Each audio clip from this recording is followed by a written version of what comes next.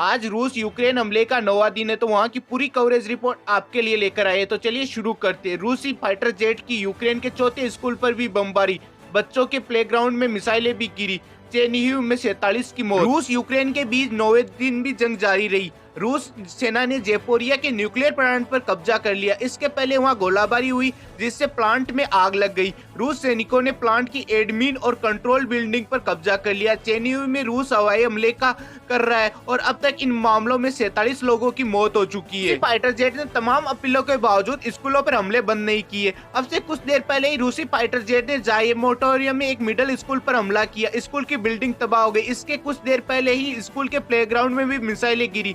School बनता, लिहाजा किसी को कोई नुकसान नहीं पहुंचा। रूस अब तक 4 स्कूलों को तबाह कर चुका है। वहीं चेरनिहिव में दूसरी तरफ मरने वालों को आंकड़ा 47 पहुंच गया है। जेपोरिया में इमरजेंसी रिस्पॉन्डर्स को अंदर जाने की परमिशन मिल गई। अमेरिका अफसरों के मुताबिक प्लांट में रेडिएशन लेवल बढ़ने का अभी कोई संकेत नहीं मिला और निगरानी जारी है। वहीं अन्य अपडेट्स की बात की जाए तो पुतिन ने कहा यूक्रेन विदेशियों को ह्यूमन शील्ड की तरह इस्तेमाल कर रहा है। यूक्रेन की निजो नाजी यूनिट्स विदेशियों को युद्ध क्षेत्र छोड़ने से रोक रही है। रूस की सेना ने खेरनोस में टीवी टावर पर कब्जा कर लिया। रूसी हवाई हमले में ओक्तिकास का पावर प्लांट तबाह हो गया। अमेरिकी सीनेटर लीडर्स ग्राम ने रूसी राष्ट्रपति व्लादिमीर पुतिन की हत्या की मांग की।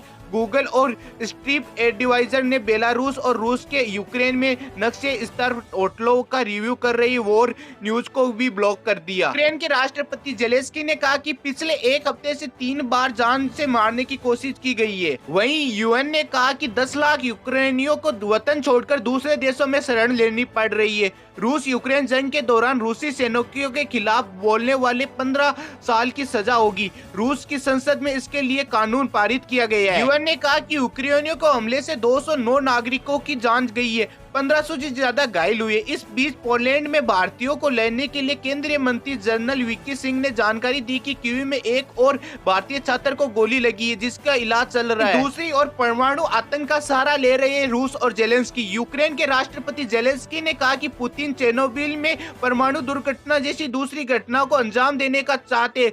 जेलेंस्की का ये बयान तब सामने आया जब रूस की सेना ने जेलोपोरिया में न्यूक्लियर प्लांट पर हमला किया। उन्होंने कहा रूस के अलावा किसी दूसरे देश से न्यूक्लियर प्लांट पर हमला नहीं किया गया है। इतिहास में पहली बार रूस ने परमाणु आतंक का सहारा लेना शुरू किया है। ब्रिटिश पीएम जर्नल ने भी जेपोरिया पर हमले के बाद पुतिन पर यूरोप को खतरे में डालने का आरोप लगाया। वहीं दूसरी ओर बातचीत में कुछ तो बात बनी। दोनों देशों की बातचीत शांता वार्ता की दूसरे दौर की बातचीत में ह्यूमनिज और कोऑर्डिनेट के निर्माण पर सहमति बनी।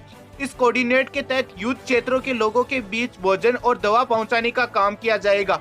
वार्ता के बाद यूक्रेन ने कहा कि इस बातचीत से संतुष्ट नहीं है, जल्दी तीसरे दौर की बातचीत बैठक बुलाई जाएगी। वहीं एक और रूस के खुफिया विभाग के प्रमुख बोले हमारे पास एटमी ताकत है, अमेरिका हमें हल्के में ना ले। रूस के विदेश मंत्री के बाद वहां के खुफिया विभाग स्पाई के प्रमुख सेगोई नारस्की ने कहा कि रूस एटमी ताकत है और हमें हल्के में अमेरिका ना ले। उन्होंने कहा कि प्रतिबंध लगाना एक तरह का दिखावा है। अमेरिका यूक्रेन को कठपुतली बनाकर रखना चाहता है। वहीं दूसरी ओर 16,000 विदेशी वॉलंटियर कर रहे यूक्रेन की मदद।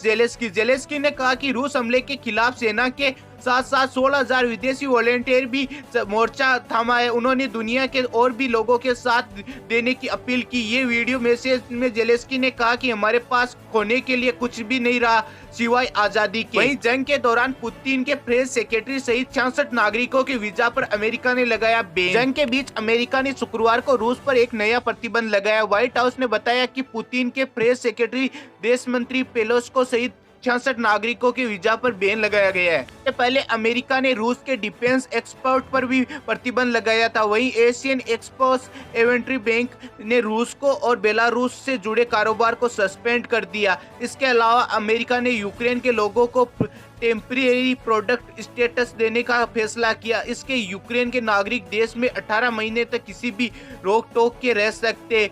बाइडेन प्रशासन ने यूक्रेन को $10 अरब की मदद देने का भी ऐलान किया।